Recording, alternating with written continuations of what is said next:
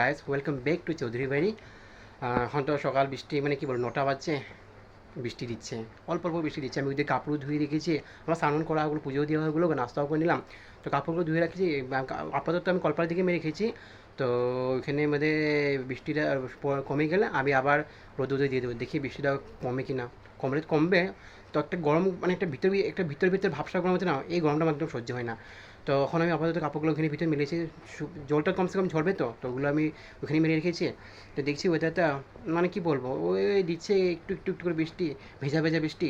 তো ওগুলো তো বাইরে মেরে ভিজে যাবে, এই জন্য আমি ওখানে কলপারে মেরে রেখেছি। এখন যাই আমি পড়তে, নাস্তাটা করে নিলাম, মাও চলে গেলো কাজের মধ্যে, বইগুলো নিয়ে নিই। একটা জ্বালি নেই, এই রুমটা অন্ধকার থাকে যে, তো বইগুলো নিয়ে নিই আমি, বইটা নিয়ে নিই, এই পেন একটা দুটো পেন নিয়ে নিই। গরমও লাগছে, ওইদিকে আমার পুজো পুজো সমস্ত কিছু দেওয়া হয়ে গেলো, নাস্তা বানানো হয়ে গেছে। নাস্তা বানানো কেমন, আমি নাস্তা করে নিলাম, মাই বানিয়ে যায়। গরমও লাগে না, কি বলবো, গরম দিন তো, উপায় তো নেই, আর কি বলবো। একদিন আমার দেরি হয়ে 10টা মানে 10টার কাছাকাছি হয়ে যায় পড়তে পড়তে। তো ওই 12টা সাড়ে 12টা পর্যন্ত পড়ি, সাড়ে 12টা করে একটা ওই রান্নাও করি, এর মধ্যে ফাঁকে রান্নাও করি, দিকে কাজগুলোও করি, পড়াটাও করি। আবার একটা দুটো বাজে পড়া থেকে উঠি, মা দিয়ে আসে কাজের থেকে স্নান করে, তো খেতে বসে যাই।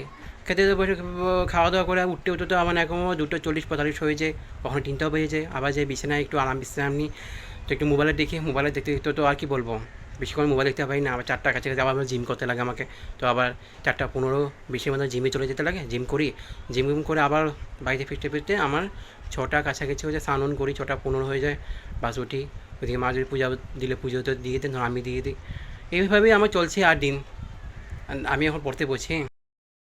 আমি কিন্তু, মা বলছে মাছ আনতে, আমি আজ যাবো না ভাবছি, যেহেতু মাছ আনবো না আজ, থাকো কোনো দিন মাছ নিয়ে আসবো।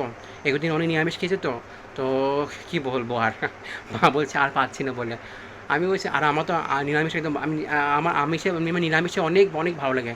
আমি নিরামিষ যত দেবে খেয়ে দেবো, আমি খেয়ে নেবো, যত দিতে থাকবে আমি খেয়ে থাকবো। আমিষ থেকে আমি নিরামিষ অনেকটা অনেকটা ভালো। হ্যাঁ, আমিষের ভিতরে আমি ডিমটা বেশি ভালো পাই।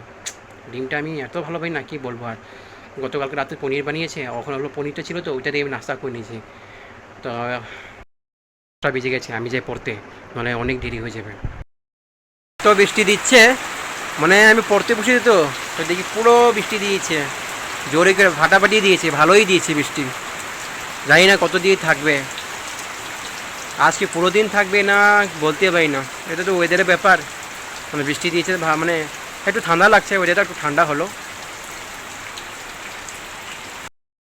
কী বলবো ওয়েদারটা, মানে এদিকে আছে, বেডশিটও ধুয়ে দিলাম, উপর টিনের উপরে, আমি চালের উপরে আছে সে কভারগুলো, পিলো কভারগুলো, ওগুলো মেলে দিলাম।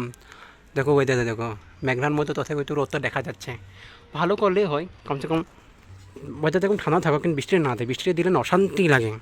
এদিকে জলগুলো শুকিয়ে তো গেলো, মানে বৃষ্টি দিলে তো আবার হয়ে যাবে, প্রচুর হয়ে যাবে জল। এদিকে আমার রাস্তাটাও শুকিয়ে গেলো।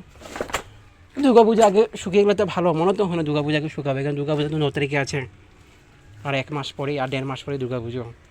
কমসে কম লক্ষ্মী পূজা আগে শুকিয়ে গেলে ভালো হতো, মানে এইদিকে প্রদীপ দেওয়া হবে তো ভালো হয়। লক্ষ্মী পূজা গত বছর তো ছিলই না, দুর্গা পূজা আগে সমস্ত কিছু খুলে গেলো, সমস্ত কিছু পুলটা খুলে গেছিলো। আর এইদিকে তো লক্ষ্মী পূজাতে মানে পুরো শুকিয়ে গেছিলো। আর ওইদিকে পুরুল সমস্ত কিছু খোলা হয়ে গেলো। আর এইদিকে কী করলাম, আমি সব ছাটা মারা যত জঙ্গল ছিল পরিষ্কার করে নিলাম। দিওয়ালিটা ভালো গেলো, লক্ষ্মী পূজা ভালো গেলো, দুর্গা পূজা ভালো গেলো, ছট পূজাটা মানে অনেক দেরি করে পড়লো, নভেম্বর মাসে বলো, দিওয়ালিতে 12 থেকে ছিল, মানে অনেকটাই ভালো, শেষের দিকে দুর্গা পূজা পড়লো, তো মানে ভালোই ছিল। এখন এবছর তো আগামী মানে আগে হবে, বলতে পারি না কী হবে। সো আমি আশা করছি, ভগবানের কাছে প্রার্থনা করছি, শুকিয়ে গেলে ভালো, জলটা থাকে না, মানে পূজা পর্ব না ভালো লাগে না, কীরকম একটা মানে অশান্তি লাগে। আর পূজা পর্বে ঘরে বাইরের জল থাকবে, ঘরের দিকে জল থাকবে, উঠানে বারান্দায় বাইরের দিকে, অশান্তি মানে কীরকম, মানে নিজেকে বেরোতে লাগে না। পুজো বছর একটা মানে বছরটা ঘুরে পুজো একটা আসে, মানে কী বলবো আর। যদি জোরে করে বৃষ্টি দিত, কাপড়গুলো উঠিয়ে নেবো। এখন বর্তমানে এত জোরে করে বৃষ্টি দিচ্ছে না, রোদও একটু দিচ্ছে, তো দেখিনি, কয়েক মিনিট মতো যদি বৃষ্টি না দেয় তাহলে উঠিয়ে নেবো। তো আমি ভিতরে যাচ্ছি, কিছু পড়াগুলো আছে ওগুলো কমপ্লিট করে নেবো, তো সময়গুলো ওয়েস্ট করবো না, কেন এই মাধ্যমেই আমার সমস্ত কিছু কাজ করে পড়াগুলো কমপ্লিট করতে হয়। তো পড়া ফাঁকি কী করলাম, আমি রান্নাটা চাপিয়ে দিলাম, এদিকে ওই যে একটু ভালো করলো তো কাপড়গুলো মেলে দিয়েছে। কিন্তু এখন তো দেখছি একটু একটু গুঁড়ি গুঁড়ি বৃষ্টি দিয়েছে, তো কাপড়গুলো উঠাবো না, দেখি যদি জোরে করে বৃষ্টি দিয়ে কাপড়গুলো উঠিয়ে নেবো, না যা শুকাবে তো সেটাও ভিজে যাবে। আমি ভাবছি ওইটা তো ভালো করলো, তো একটু মিলিয়ে দিলাম, বাতাসে কমছে কম বা বাতাসে তো শুকাবে।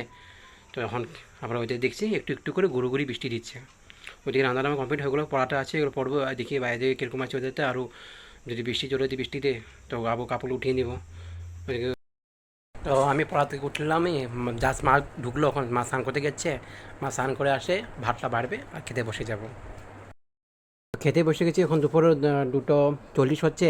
আমি ফ্রেঞ্চ বিন ভাজা করেছি, আলু সিদ্ধ করেছি, ভাত আছে, ওই ডাল আছে, গতকালকে রাত্রে অল্প পনির সবজি আছে, ওটা রেখে দিয়েছিলাম, তো ওটা দেখিয়ে নিচ্ছি।